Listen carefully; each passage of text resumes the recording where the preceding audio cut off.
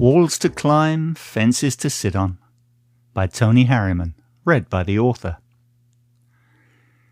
In a world without fences would be an interesting place to live, and I suppose we should include walls in that thought.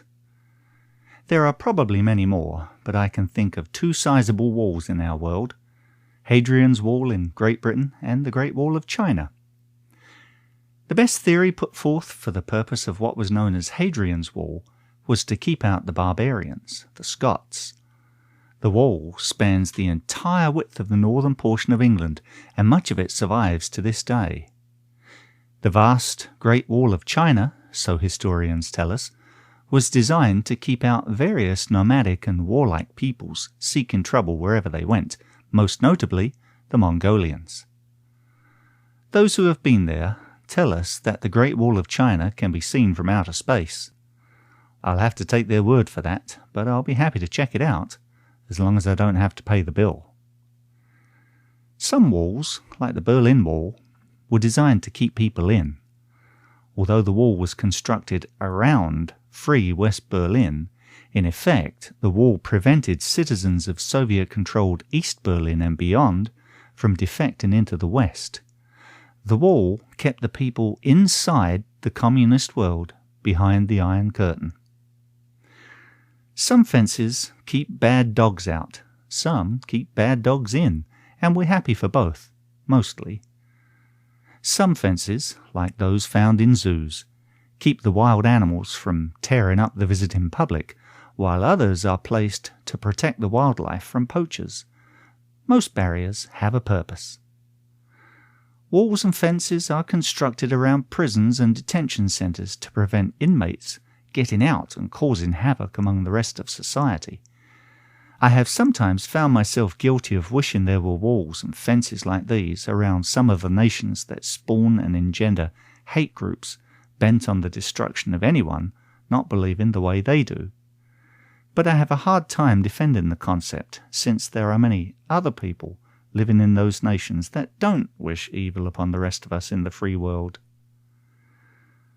Throughout all of Great Britain are dry stone walls made up of the rocks gathered from the land on which the walls themselves were built. They were built to keep valuable livestock from getting lost and wandering onto a neighbour's property. The walls did a pretty decent job of keeping animals in, but did nothing to keep predators out. So if a wolf, once incredibly prevalent in Britain, or a fox got in among the sheep, the prey had no way of escape. An interesting tidbit here is that a large number of the fields surrounded by the walls have a public right-of-way going through them, so that members of the public may enjoy almost all of the British countryside. This concept is foreign to Americans, but very much missed by English people living in the USA. In my short Christian walk, I have occasionally landed on the concept of the law of God being a hedge or wall around those people who honour and keep that law, a wall which keeps those within the wall safe from harm. I'd like to take a moment and peel back some of the layers of that thought. To dive right in, what harm might this wall or hedge keep someone safe from? Surely the reference cannot be to anything physical. The original keepers of the law, the Israelites, suffered constant abuse at the hands of their oppressors. Only when they were disobedient, you say? Really? How will you demonstrate that? Are we to believe that there were none in days of old who chose to honour the law of God? No Moses? No brother Job? No nice young Joseph? No Elijah? All of these appeared to have been very special to God, wouldn't you say? Half of the four were taken to holy heaven. And shall we say that no physical harm befell them? Even when the Israelites were obedient, shall we imagine that not one ever got sick or died of old age? Surely when Jesus was here it could have been argued that if anyone could keep the law properly, it was him. No? And did no evil befall the Son of God? He had to be sacrificed, you say. Yes, but was it necessary for him to be slapped so hard that he should cry out, "If I've done evil, bear witness of that evil"? Take a quick trip through the pages of time and see many of the faithful who have been fed to lions, burnt at the stake, crucified, slaughtered and burned in the Nazi ovens. Will you be so self-righteous as to say that these had not the faith that I have? So what shall we say that this holy law keeps us safe from? Well, try this. It keeps us safe from self-inflicted pain, pain that comes from stealing, unfaithfulness, lying, cheating.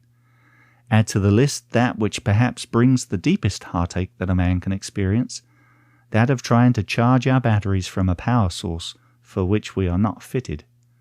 We were designed to be energized by the breath of God, His Spirit. This Spirit appears to be unlike any AC or DC we can imagine.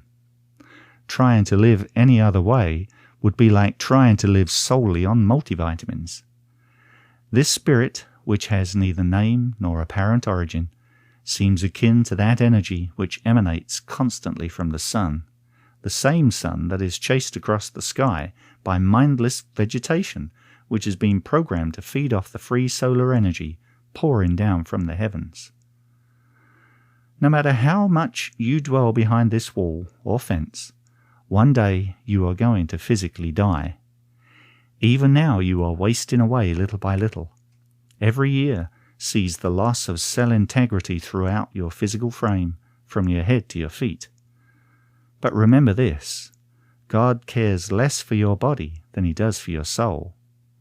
Yes, you need your physical body to develop your soul, but in the world of the Spirit, there is not so much need for a temple like the one you have now. It seems then that the law of God is designed to keep your soul safe behind the wall, but the wall will not keep you safe physically from your enemies. Stories of God's protection are abundant on the lips of those who survive, but what else do you expect? What shall we say of the hundreds of thousands whose voices are silent, having been washed away by the tsunami? What testimony has been borne by those buried and perished beneath the rubble of the Twin Towers? Are we to believe that these many souls had not the faith to be saved? Those who survive rarely attribute the saving of their lives to some act of faith on their part, and are often bewildered as to why they should have been spared in the first place. The many records of those who did go down in faith have been sealed by their executioners, and shall we be brazen enough to suggest that such a fate awaits not my life? There are people living today who have seen such inhumanity on the planet they believed they would never see. Just because the pain hasn't yet come by your door is no cause for you to believe that it never will. A little side turn here, sort of. In past posts to this blog I have mentioned one of our dogs, Lucy, who was a wanderer and a thief. This was the dog that would return home from who knows where with a boot, a fluffy toy, a used diaper, a dead chicken, whatever.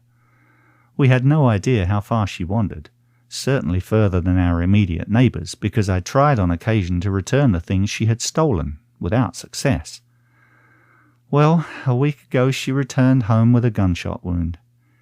It could have been something else, but to us it looked like what it was.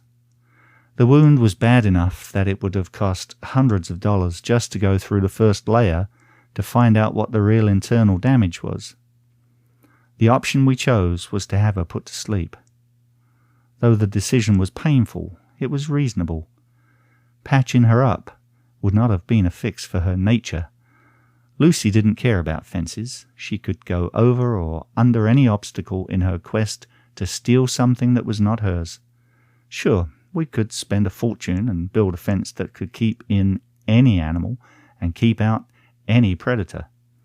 But Lucy's heart was always pining for that greener stuff on the other side. We miss her and try to think only of the things we loved about her, but living outside the fence ultimately caused her death. It doesn't appear to me that the law of God is something designed to keep anything in or out. A man or woman is free at any time to pass right through this invisible fence, either way. The only thing the wall does is keep safe the soul of anyone willingly behind it. That which cannot be seen or handled, our souls, will never be harmed by those who have no respect for the wall. And don't be surprised when you see an intruder behind the fence. Someone once said that churches are full of intruders, only seen properly when the light shines. Though I really don't like them, I tolerate walls and fences, for now. But I must admit, I am looking forward to a world which has no need for such divisions. Bring it on. And that's just my take on it.